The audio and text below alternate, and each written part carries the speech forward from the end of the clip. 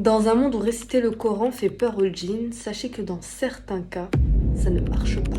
Il y a quelque temps, je vous ai partagé le témoignage d'une jeune femme qui était tourmentée par des djinns et qui l'était depuis qu'elle avait 5 ans. À l'époque, elle m'avait expliqué qu'en grandissant, ça s'était atténué, sauf que récemment, elle m'a écrit pour me dire qu'il y avait du nouveau.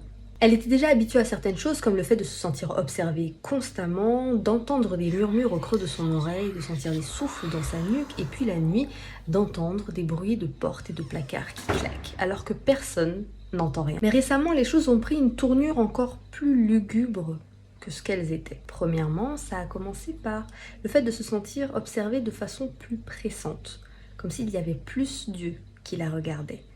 Et puis un soir, alors qu'elle voulait se peigner les cheveux, elle cherche sa brosse et elle ne la trouve pas. Détail important, elle range ses affaires au millimètre près parce qu'avec sa maladie, Gilles de la Tourette, elle a besoin que tout soit à l'endroit où elle l'a posé pour éviter de faire des crises. Elle sent tout de suite que quelque chose cloche, alors elle se met à réciter le Coran et elle va voir sa mère. Elle essaie de lui expliquer qu'elle ne trouve pas sa brosse, elle essaie de lui demander si elle l'a vue, et au moment où elle est en train de parler avec sa mère, elle voit une ombre passer par l'entrebâillement de la porte. Elle sursaute.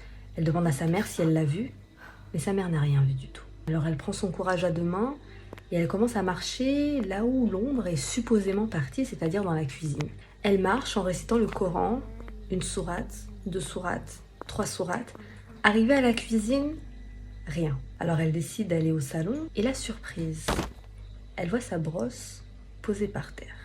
À un endroit où, quand elle s'est mise à la chercher, elle l'aurait vue. Mais si seulement ça s'était arrêté à cet événement précis, elle aurait pu se dire que c'était passager et que réciter le Coran l'aidait vraiment. Sauf que ça a continué et ça s'est amplifié. Des bruits plus forts la nuit alors que personne d'autre n'entendait rien, le fait de se sentir observé de façon plus pressante et puis des voix qui ressemblent à celles de ses proches alors qu'elle est toute seule la nuit et que ces voix proviennent d'une obscurité extrêmement dense. Une nuit, alors qu'elle avait beaucoup de mal à dormir, elle a commencé à le faire à partir de 6h, 7h du matin, et alors qu'elle sombrait doucement dans le sommeil, elle a commencé à entendre un essoufflement bruyant contre son oreille, comme si quelqu'un avait couru 20 km et était venu respirer juste à côté d'elle.